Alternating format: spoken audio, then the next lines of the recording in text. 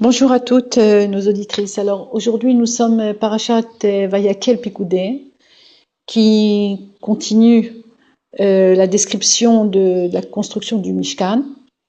Et aujourd'hui on va aussi relier notre cours avec la préparation à Pessah et évidemment un enseignement aussi de Rabbi Nachman.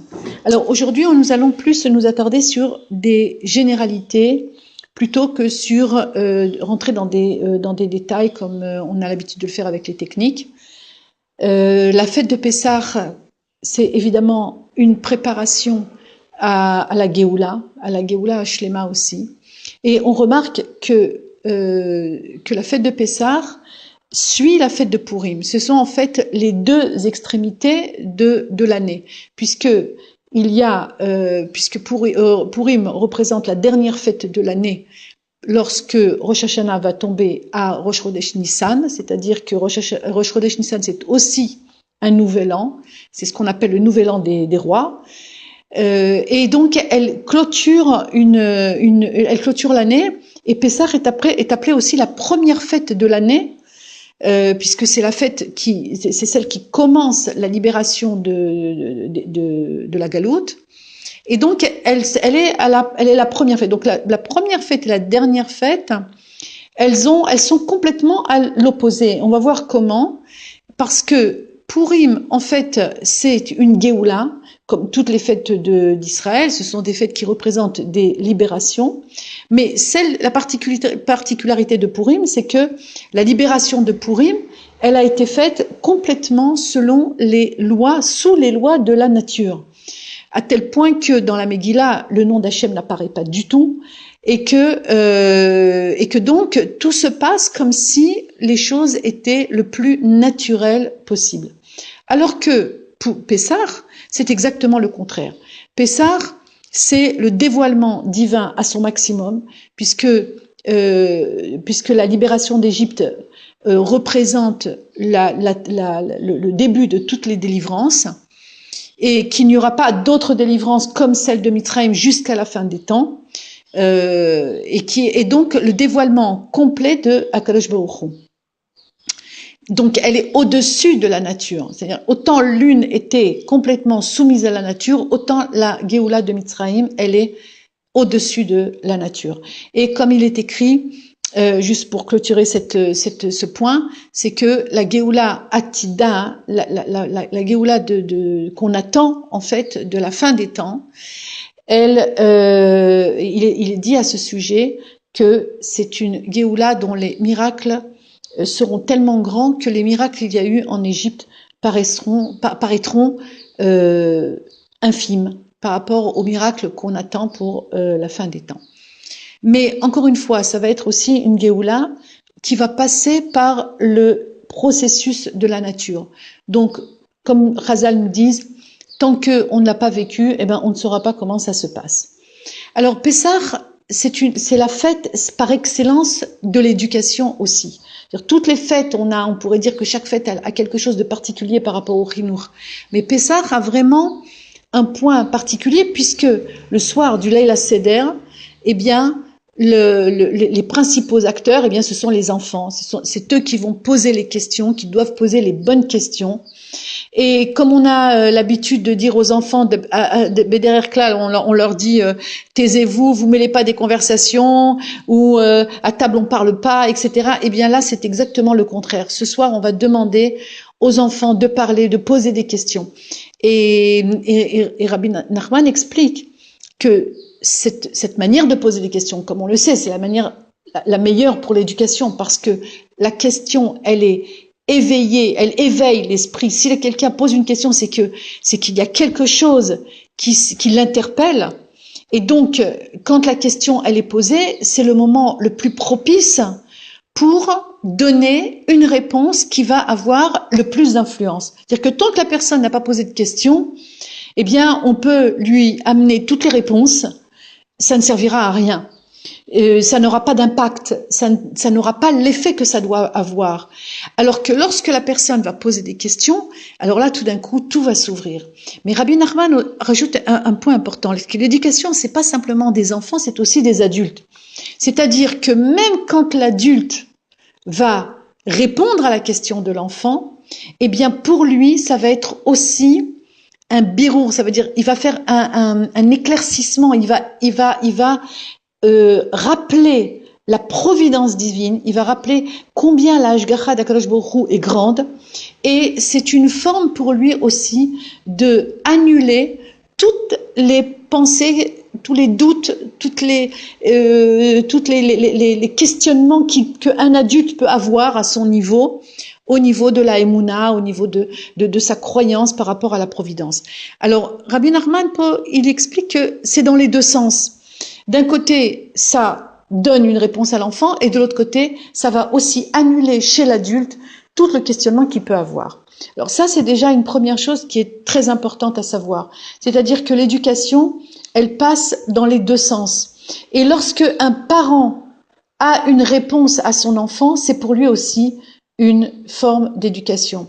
C'est pour ça que Akadosh Baruch Hu, lorsque nous passons tous les stades de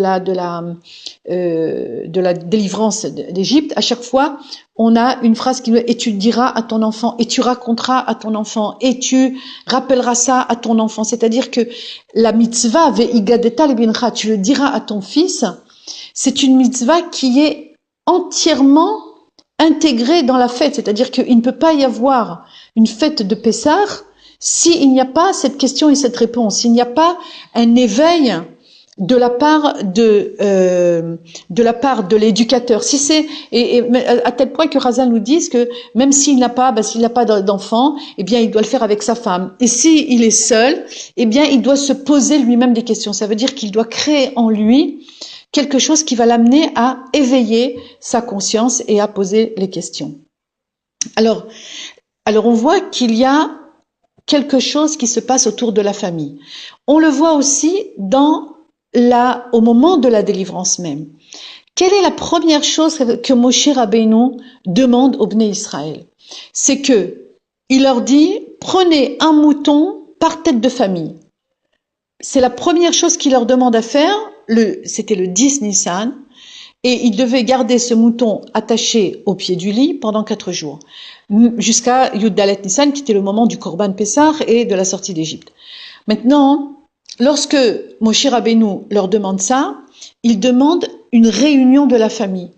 Et évidemment, ce n'est pas que ici sont abandonnés les gens seuls, puisque le pasouk précise que ceux qui n'auront pas suffisamment de têtes par famille, alors ils vont se rattacher à une autre famille pour constituer une famille un peu plus grande.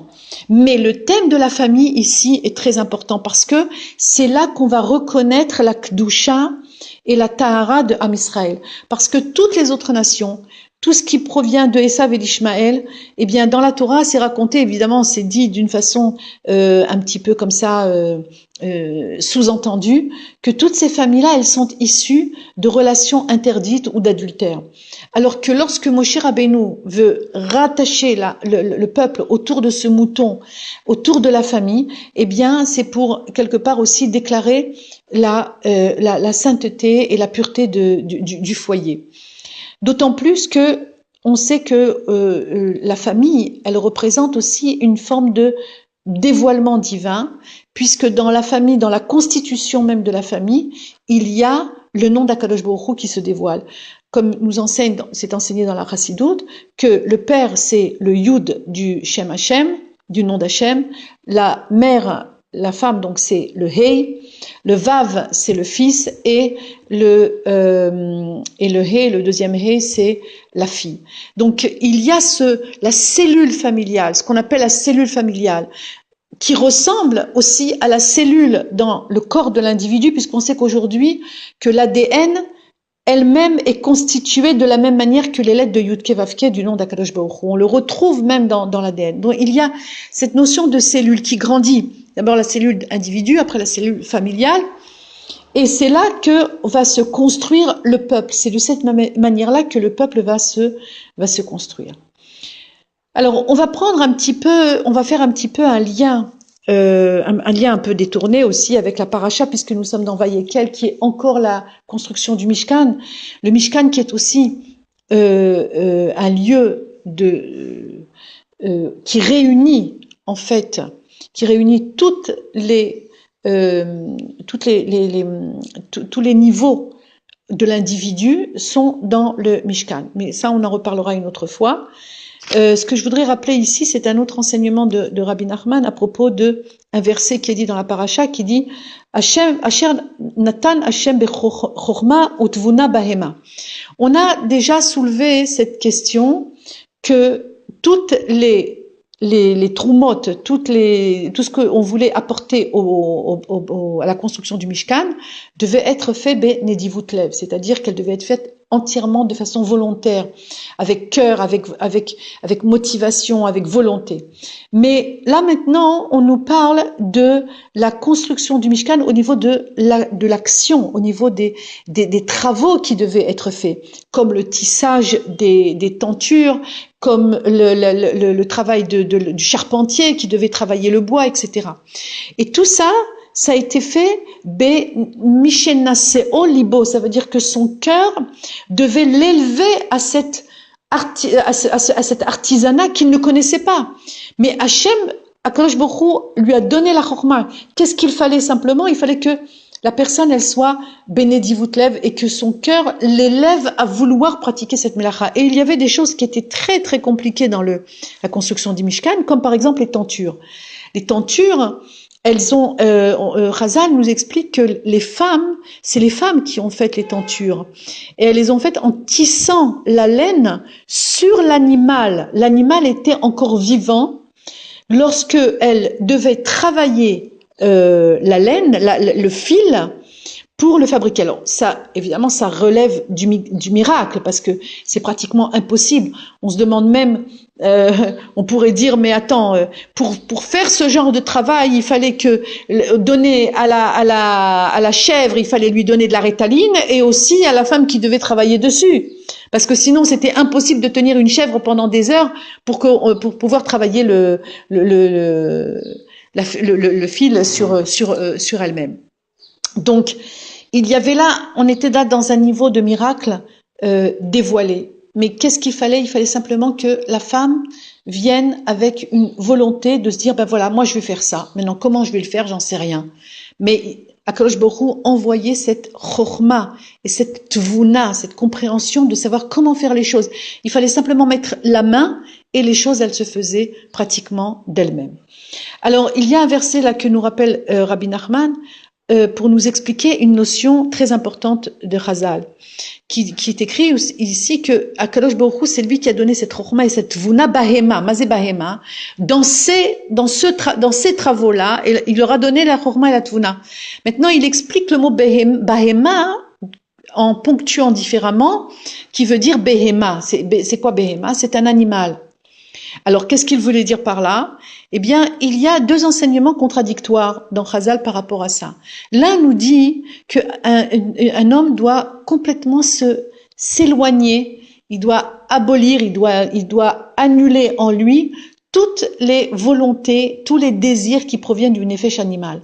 Il faut que toi, tu sois même débarrassé pour pouvoir justement avoir une gouverne sur l'animal. Il faut que l'homme lui-même, il soit complètement débarrassé de ça.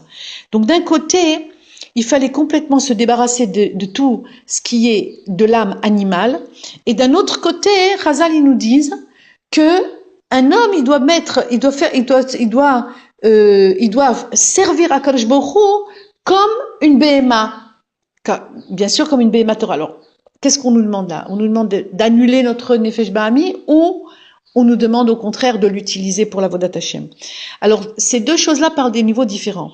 Mais ce que je voudrais ramener ici, c'est l'enseignement de Rabbi Nachman qui dit que plus un individu va annuler ses désirs et ses volontés du Nefesh Bahami, et plus son sechel va l'éclairer, va lui faire comprendre des choses, va lui donner cette tvuna, cette chokhma là, Elle ne peut venir que si il y a une annulation complète du Nefesh Abahami.